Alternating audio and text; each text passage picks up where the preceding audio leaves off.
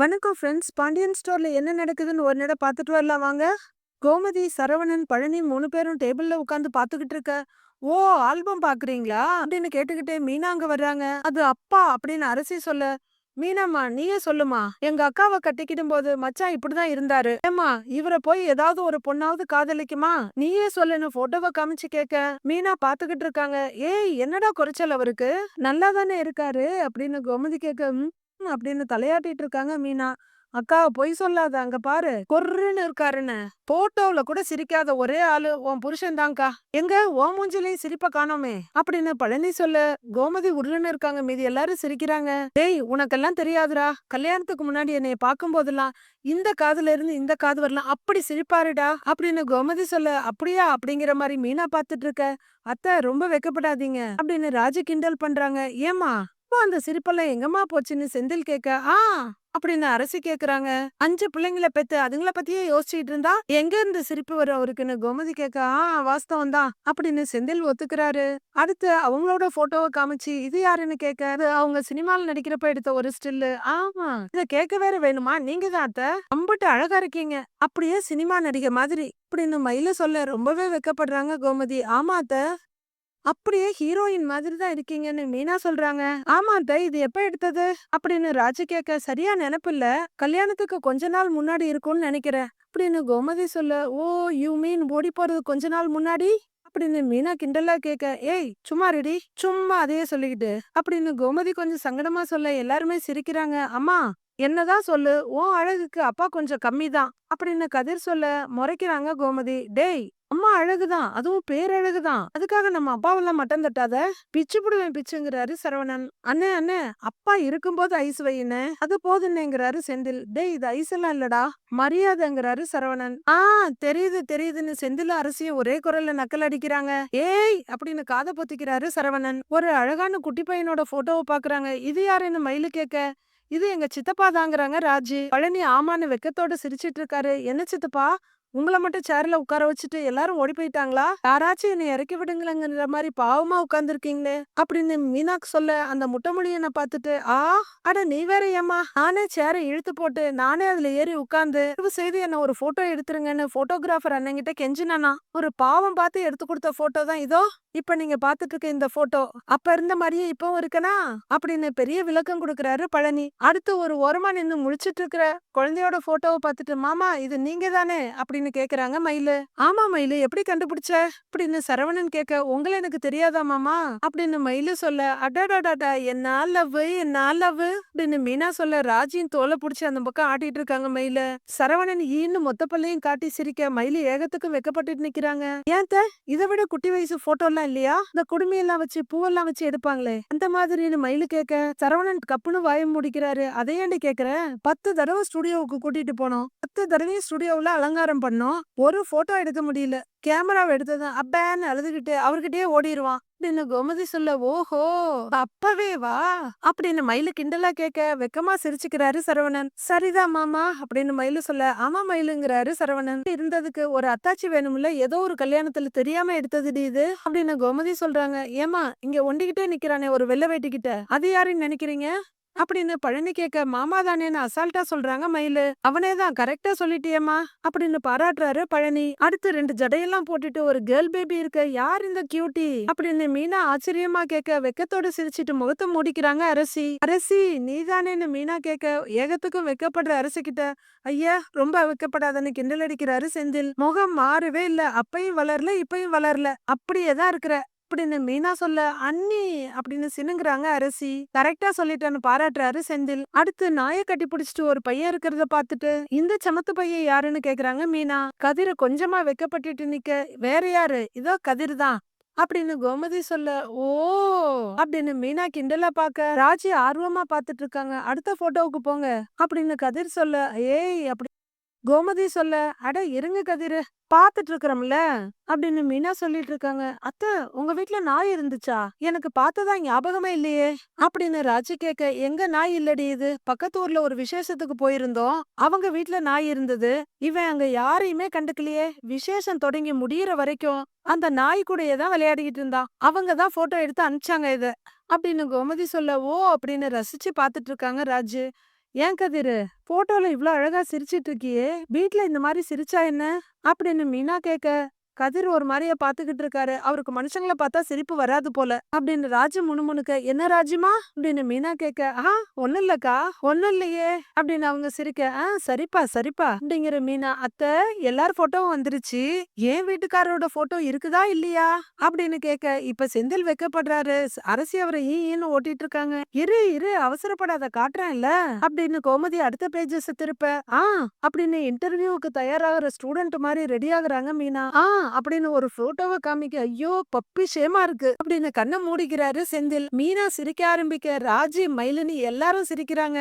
என்னங்க என்ன இது, கனகாம்பரம் மல்லி கண்ணுல மையி நல்ல அம்சமா இருக்கீங்க அப்படின்னு மீனா சொல்லி சிரிக்க, ஐயோ எல்லாத்தையும் கேவலப்படுத்துறா அப்படின்னு செந்தில் முகத்தை மூடிட்டு இருக்கா. ஐயோ என் அழகு செல்லம் அப்படின்னு ரெண்டு கையாலையும் நெட்டி முறிச்சு ஏகப்பட்ட நெட்டிய விடுறாங்க மீனா. ஐயோ சும்மா இரு அப்படின்னு மிரட்டுறாரு செந்தில். இங்க பாரு இங்க பாருன்னு அடுத்து ஒரு குழந்தையோட போட்டோவை காமிக்க, கொழு கொழுன்னு ஒரு குழந்தை படுத்திருக்கு. ஐயோ இம்புட்டு அழகா என் வீட்டுக்காரரு அப்படின்னு மறுபடியும் மீனா நெட்டி முறிக்க, போதும் போதும் போதும் அப்படின்னு அரசி சொல்லிட்டு இருக்காங்க, என்னைய மட்டும் ஷை ஷையா காமிக்கிறீங்க அப்படின்னு கண்ணை மூடிட்டு செந்தில் வைக்கப்பட, 5 பேர்ல இவன் மட்டும் தொந்தரவே கொடுக்க மாட்டான், அருமையான புள்ளைங்கிறாங்க கோமதி. அத்தை எனக்கு இந்த போட்டோ தெரியலா அப்படின்னு மீனா கேட்க, ஏய் ஏய் எதுக்கு அப்படின்னு செந்தில் கேட்டுட்டு இருக்க, அதெல்லாம் அப்படிதாங்க நீங்க கொடுங்க அத்தை அப்படின்னு மீனா கேட்க, பாவம்டா கொடுப்போம் அப்படின்னு ஏதோ 10,000 ரூபாய் பணத்தை கொடுக்குற மாதிரி எடுத்து கொடுக்குறாங்க கோமதி. மீனா அதை கையில வாங்கிட்டு செந்தில பார்த்து கண்ணடிக்க, அக்கா புரிஞ்சு போச்சு அப்படின்னு மயிலு ராஜியும் கிண்டல் பண்றாங்க. போச்சு உன் டோட்டல் இமேஜ் டேமேஜ் தான் அப்படின்ற மாதிரி அரசி செந்தில கிண்டல் பண்ணிட்டு இருக்க, அந்த போட்டோவுக்கு முத்தம் கொடுத்துட்டு இருக்காங்க மீனா. நிறைய பாத்திரம் மண்டத்தோட இடுப்புல ஒண்ணு தலையில ஒண்ணுன்னு வச்சுட்டு, மயிலு அப்படின்னு கூப்பிட்டுட்டு பாக்கியம் வர, அம்மா வந்திருக்காங்க அத்தை அப்படிங்கிறாங்க மயிலு. எல்லாரும் வாங்க வாங்கன்னு எழுந்திருக்கிறாங்க. எல்லாரும் அவங்கள வரவேற்க வாங்க வாங்கன்னு எழுந்து போயிட, டேபிள் மேல ஆல்பம் அப்படியே இருக்கு. பக்கத்துல வந்து கதிரோட போட்டோ ஒண்ணு எடுத்துக்கிற ராஜி, யாரும் பாக்குறாங்களான்னு பாத்துட்டு அதை மறைச்சிக்கிறாங்க. மயிலோட அம்மாவும் அப்பாவும் கொண்டு வந்த பாத்திரம் பண்ணும் சீர்வரிசையெல்லாம் இறக்கி வச்சுட்டு சோஃபால உட்காடுறாங்க. என்ன சம்மந்தி எல்லாம் ஜாலியா பேசி சிரிச்சிட்டு இருந்தீங்க போல இருக்கு அப்படின்னு கேட்க, சும்மா பழைய ஆல்பம் பாத்துக்கிட்டு இருந்தோம் அப்படின்னு கோமதி சொல்ல, மயிலு நல்லா இருக்கியாமான்னு அவங்க அப்பா கேக்குறாரு. நல்லா இருக்கேன்ப்பான்னு அவங்க சொல்ல, மாப்பிள்ள நீங்கன்னு கேக்குறாங்க அவங்க அப்பா.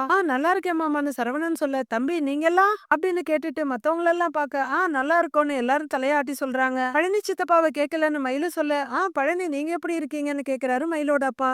நல்லா இருக்கேன்னு அப்படின்னு சிரிச்சுக்கிட்டு அவரும் தலையாட்ட, நல்லது நல்லதுங்கிறாரு அவங்க அப்பா. ஆமா சம்மந்தி இல்லைங்களான்னு அவரு கேட்க, நீங்க வருவீங்கன்னு தான் இம்புட்டு நேரம் இருந்தாரு, வேலை வந்துருச்சுன்னு கிளம்பி போயிட்டாரு அப்படின்னு கோமதி சொல்ல, பரவாயில்ல சம்மந்தின்னு மயிலோட அம்மாவும் அப்பாவும் ஒரே குரல்ல சொல்றாங்க. என்னங்க அதெல்லாம் எடுத்து கொஞ்சம் மேல வைங்க, தாம்பாள தட்டை எடுத்துட்டு வாமா அப்படின்னு பாக்கியம் சொல்ல, மயிலோட அப்பா பைய குடிஞ்சு எடுத்துட்டு இருக்காரு. மீனா கிச்சனுக்கு போறாங்க. என்ன சம்மந்தியம்மா வீடு இன்னும் சுத்தம் பண்ணி முடிக்கவே இல்ல போல இருக்குன்னு சுத்தி பார்த்துட்டு கேக்குறாங்க பாக்கியம். அது போய்கிட்டே இருக்கு சம்மந்தி அப்படின்னு கோமதி சொல்ல, மீனா கொண்டு வந்த தாம்பாளத்தில் ஒண்ணுல ட்ரெஸ், இன்னொன்னுல பழம் பூ வெத்தலை தேங்காய் அப்படின்னு வரிசையை எடுத்து வச்சுக்கிட்டே இருக்காங்க. மீனா ரொம்ப சங்கடத்தோட செந்தில பாக்க ரொம்ப வருத்தமா பாத்துட்டு நின்னுட்டு இருக்காங்க ராஜியும். மாப்பிளைக்கும் மயிலுக்கும் நகை வாங்கலான்னு தான் நினைச்சோம், ஆனா சம்மந்தி வேணான்னு சொன்னதுனாலதான் புடவை வேஷ்டி சட்டையோட நிறுத்திட்டோம் அப்படின்னு மயிலோட அம்மா பெருமையா சொல்ல, மயிலு கொஞ்சம் சங்கடமா சிரிச்சுக்கிறாங்க. இல்ல நீங்க சீர் கொடுத்தே தீருவோன்னு சொன்னதுனாலதான் அவர் எடுத்துட்டு வர சொன்னாரு அப்படின்னு கோமதி கொஞ்சம் தயக்கமா சொல்ல, 3 பசங்களுக்கும் தலை பொங்கல், எந்த சம்மந்தி வீட்ல இருந்தும் பொங்கல் சீர் வரப்போறது இல்ல, அதனாலதான் நாங்களாச்சும் இங்க கொண்டு வரலான்னு கொண்டு வந்தோம் சம்மந்தி அப்படின்னு பாக்கியம் சொல்லிட்டு ஈன்னு சிரிச்சிட்டு இருக்க கோமதி மயில எல்லாம் கொஞ்சம் அன்னீசியா ஃபீல் பண்றாங்க. ராஜியும் மீனாவும் ரொம்பவே சங்கடத்தோட நிக்க, என்னமாங்கிற மாதிரி மயிலு கேட்க, இருக்கட்டும் இருக்கட்டும் பாத்துக்கலாங்கிற மாதிரி அசால்ட்டா சிரிக்கிறாங்க பாக்கியம். மத்த 2 மகன்க மருமகன்களையும் ஒரு பார்வை பாக்குற கோமதி, சம்மந்தி வீட்ல இருந்து சீர் வரலனா உலகம் அழிஞ்சிருமா என்ன, பண்டிகையை சந்தோஷமா கொண்டாடுற மனசு இருந்தா போதுங்கிறாங்க கோமதி. அப்படின்னு பாக்கியம் சமாளிச்சுட்டு சிரிக்க, சீர்லாம் அவசியமே இல்ல சம்மந்தி, நீங்க மயிலுக்கு கொண்டு வந்ததை கொடுங்க அப்படின்னு கோமதி சொல்ல, ரொம்ப நல்ல மனசு சம்மந்தியமா உங்களுக்கு, என்னங்க அந்த 10,000 ரூபாய் பணத்தை எடுங்க அப்படின்னு பாக்கியம் சொல்ல, அவங்க வீட்டுக்காரர் வேகமா பணத்தை எடுக்கிறாரு. கொடுங்க எல்லாம் கரெக்டா தான் இருக்கும் அப்படின்னு அவர் கையில இருந்த பணத்தை வாங்கி அந்த வாழைப்பழம் தேங்காய் பழத்தட்டுல வைக்கிறாங்க அவங்க அம்மா. ஐயோ இந்த பணத்தை எங்க இருந்து கடன் வாங்கினாங்கன்னு தெரியலையே அப்படின்னு மயிலு மனசுக்குள்ள பதறிட்டு இருக்க, வா மயிலு அப்பல வாங்க அப்படின்னு 2 பேரும் சொல்ல, மயிலும் சரவணனும் எழுந்து நிக்கிறாங்க. நீங்க அத எடுத்து குடுங்க அப்படின்னு ஆளுக்கு ஒரு தட்டா எடுத்து நீட்டுறாங்க. சரவணன் ரொம்ப சந்தோஷமாவும் மயிலு கொஞ்சம் சங்கடமாவும் அந்த தட்டை வாங்கிக்கிறாங்க. டேய் ஆசீர்வாதம் வாங்கிக்கோங்கன்னு கோமதி சொல்ல 2 பேரும் தட்டை டீப்பாய் மேல வச்சுட்டு கிட்ட ஆசீர்வாதம் வாங்குறாங்க. சீரும் சிறப்புமா நோய் நொடி இல்லாம நீண்ட ஆயுளோட நல்லா இருங்க நல்லா இருங்க அப்படின்னு 2 பேரும் வாழ்த்துறாங்க. செந்திலும் மீனாவும் ஒருத்தர் பாத்துக்கிறாங்க. மீனாவோட கைய அப்படியே ஆறுதலா புடிச்சுக்கிறாரு செந்தில். வருத்தப்படாத நாருக்கேன்னு சொல்லாம சொல்லுது அவரோட கண்கள். மறுபடியும் உட்கார்ந்துட்டு எல்லாருக்குமே இனிய பொங்கல் நல்வாழ்த்துக்கள்ங்கிறாரு மயிலோட அப்பா. பஸ் ஸ்டாப்ல அரிசி நின்னுட்டு என்னடி இன்னும் இந்த பஸ்ஸையே காணோம்னு கேட்க, இப்பெல்லாம் அடிக்கடி இந்த பஸ் லேட்டா தாண்டி வருதுங்கிறாங்க அவங்க ஃப்ரெண்டு. ஐயோ கண்டிப்பா இன்னைக்கு அந்த மேம் கிட்ட திட்டு தான் வாங்க போறோம் அப்படின்னு அரிசி சொல்ல, காரணமே இல்லாம நம்ம மேம் திட்டுவாங்க, இன்னைக்கு கொஞ்சம் காரணத்தோட திட்டட்டுமேங்கிறாங்க இன்னொரு ஃப்ரெண்டு. அச்சோ அப்படின்னு சலிச்சுக்கிட்டு அரிசி நிக்க அவங்க முன்னாடி ஒரு பைக் சர்ருன்னு போகுது. கொஞ்ச தூரம் போய் திரும்பி பார்க்க அது குமரவேல். அரிசியை பார்த்துட்டு 8:30 மணி பஸ்ஸுக்கே போயிடுவாளே, மணி 8:45 ஆகுது, என்ன இன்னும் நின்னுட்டு இருக்கா, ஒருவேளை பஸ் வரலையோ அப்படின்னு நினைக்கிற குமரவேல் அப்படியே வண்டிய பின்னாடி நகர்த்திட்டு வர்றாரு. அரசி பக்கத்துல வந்து நிறுத்திட்டு அப்படியே ரொமான்டிக்கா ஒரு சிரிப்பு சிரிக்கிறாரு. அரசி ஒரு பார்வை பார்த்துட்டு திரும்பிக்கிறாங்க. ஹாய் குட் மார்னிங், பஸ் இன்னும் வரலையான்னு குமரவேல் கேட்க, இன்னும் வரலன்னு சொல்றாங்க ஒரு ஃப்ரெண்டு. எப்படி வரும், 2 ஸ்டாப்புக்கு முன்னாடியே உங்க காலேஜ் பஸ் பிரேக் டவுன் ஆகி நிக்குது, ஆளுங்களெல்லாம் அங்கேயே இறக்கி விட்டுட்டாங்க அப்படின்னு குமரவேல் சொல்ல, நிஜமாவா சொல்றீங்க அப்படின்னு பரிதாபமா ஒரு பொண்ணு கேக்குறாங்க. நான் எங்க பொய் சொல்லணும், உண்மையாவே பிரேக் டவுன் ஆயிடுச்சு அப்படின்னு குமரவேல் சொல்ல, பஸ் வராதாண்டி, வீட்டுக்கு திரும்பி போயிடலாமான்னு இன்னொரு ஃப்ரெண்டு கேக்குறாங்க. இல்ல நீங்க வேணா போங்க, நான் காலேஜ் போகணும் அப்படின்னு அரசி சொல்ல, வராத பஸ்ல எப்படி நீங்க காலேஜுக்கு போவீங்க அப்படின்னு குமரவேல் கேட்க, அத நான் பாத்துக்கிறேன் அப்படின்னு அரசி சொல்றாங்க. இப்படி வெடுக்கு வெடுக்குன்னு பேசாத அரசி, காலேஜுக்கு போயே தீரணும்னா நான் வேணா உன்னை டிராப் பண்ணட்டுமான்னு ஆஃபர் பண்றாரு குமரவேல். அரசி அப்படியே திகைச்சு போய் பார்க்க, என் கூட வரியா பைக்லன்னு கேக்குறாரு அவரு. நீங்க எதுக்கு என்ன டிராப் பண்ணணும், எனக்கு எங்க அப்பா இருக்காங்க, 3 அண்ணனுங்க இருக்காங்க, நான் போன் பண்ணா அடுத்த நிமிஷமே வந்து கூட்டிட்டு போவாங்க அப்படின்னு அரசி வெடுக்குன்னு சொல்ல, உதவி பண்ணலான்னு கேட்டேன், அதுக்கு எதுக்கு இவ்வளவு கோவப்படுற அப்படின்னு குமரவேல் சாஃப்டா கேக்குறாரு. உங்க உதவியெல்லாம் எனக்கு தேவையில்லை அப்படின்னு அரசி சொல்ல, நம்ம குடும்பத்து 2 குடும்பத்துக்கும் பிரச்சனை தான், சண்டை தான், அதுக்காக நாம சண்டை போடணும்னு இல்லையே, என்னதான் இருந்தாலும் நீ என் முறை பொண்ணு தானே, என்கிட்ட கொஞ்சம் நல்லா தான் பேசு அப்படின்னு குமரவேல் சொல்ல, டென்ஷன் ஆகுற அரசி, எனக்கு உங்ககிட்ட பேசுறதுக்கு ஒண்ணுமே இல்ல, தயவு செய்து கிளம்புறீங்களான்னு கேக்குறாங்க. பஸ் ஸ்டாப் அரசாங்கம் கட்டினது பொது சொத்து, யார் வேணா நிக்கலான்னு குமரவேல் சொல்ல, அப்ப பேசாம நில்லுங்க, என்கிட்ட பேசாதீங்க அப்படின்னு அரசி சொல்ல, வண்டியை நிறுத்திட்டு கீழே இறங்கி அரசி பக்கத்துல வந்து நின்னுக்கிறாரு குமரவேல். அரசியை ஏற இறங்க பார்த்துட்டு, பேசாம நிக்கணும்னு தான் நினைக்கிறேன், ஆனா நீ பக்கத்துல இருக்கப்ப பேசாம இருக்க முடியல, எனக்குமே உங்க வீட்டு ஆளுங்களோட சண்டை போடணும்னா இல்ல, கதிரும் ராஜியும் திடுதிப்புன்னு கல்யாணம் பண்ணதும் ஊர்க்காரவங்க எல்லாம் எங்க குடும்பத்தை பத்தி தப்பா பேச ஆரம்பிச்சுட்டாங்க அரசி, அதனாலதான் எங்க அப்பாவும் பெரியப்பாவும் உங்க வீட்டு ஆளுங்க மேல ரொம்ப கோவமாயிட்டாங்க, அந்த சூழ்நிலையில என்னால எதுவுமே பண்ண முடியல அரசி, நான் எங்க வீட்டு பக்கம் தானே நின்னாகணும்னு கேக்குறாரு குமரவேல். அதைத்தான் நானும் பண்ணேன், அதனாலதான் உங்க வீட்டு ஆளுங்களோட சண்டை போட்டேன், மத்தபடி உங்க வீட்டு ஆளுங்க மேல எனக்கு வெறுப்பெல்லாம் இல்ல அரசி அப்படின்னு குமரவேல் சொல்ல, ஓ அப்ப கதிரண்ண கல்யாணத்துக்கு பின்னாடிதான் நீங்க சண்டை போட துவங்குனீங்க அப்படிதானே அப்படின்னு அரசி கேக்குறாங்க.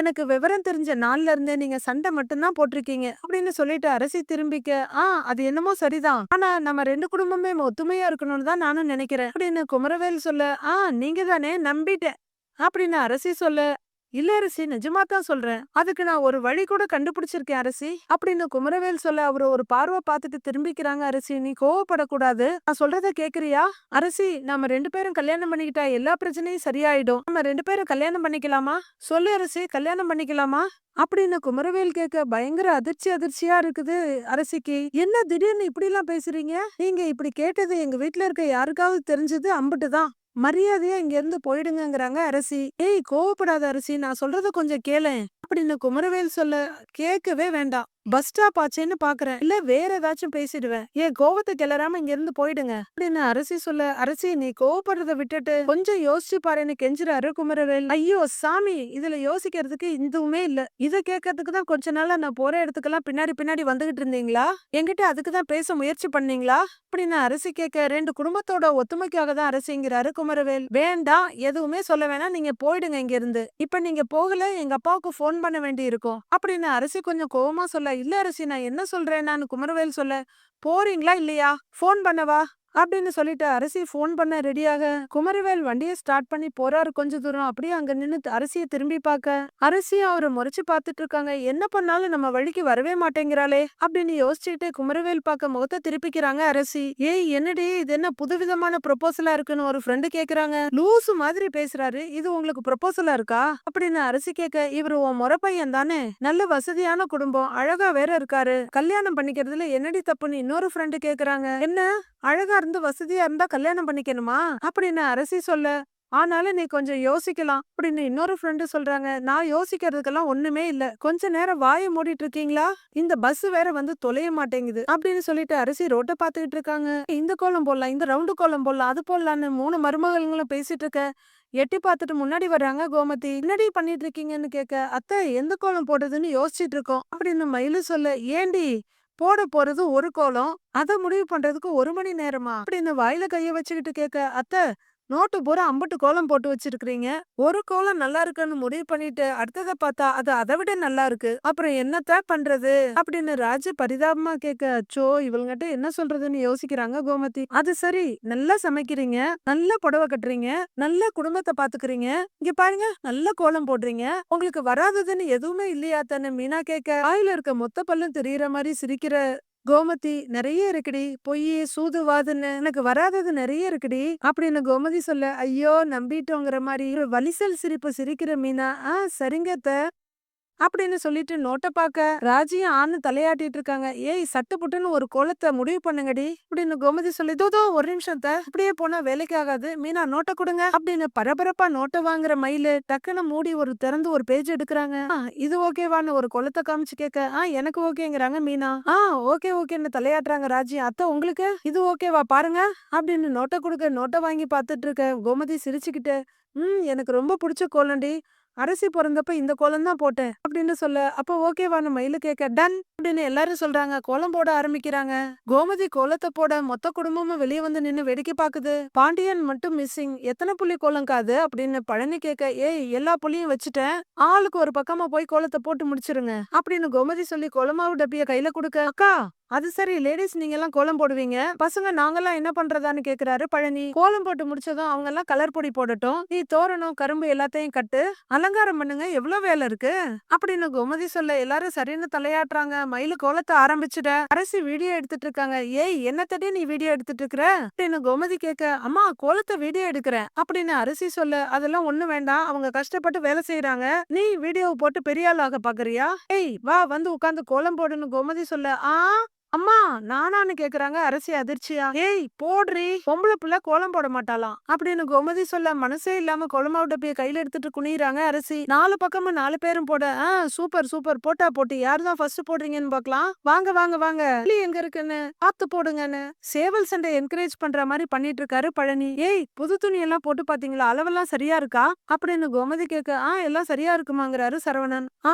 அப்படின்னு கோமதி தலையாட்டிட்டு இருக்க எதிர் வீட்டுல இருந்து குமரவேல் வெளியே வர்றாரு கையில மொபைலோட. அரசி கோலம் போடுறத அவர் ரசிச்சு பாத்துட்டு இருக்க திடீர்னு நிமிர்ற அரசியும் அவரை பாக்குறாங்க. குமரவேல் கண்ணுல காதலோட அரசிய பாக்க என்ன இவங்கிற மாதிரி எரிச்சலோட பாத்துட்டு இருக்காங்க அரசி. மீதி என்ன நடக்குதுன்னு நாளைக்கு பாக்கலாம் ஃப்ரெண்ட்ஸ்.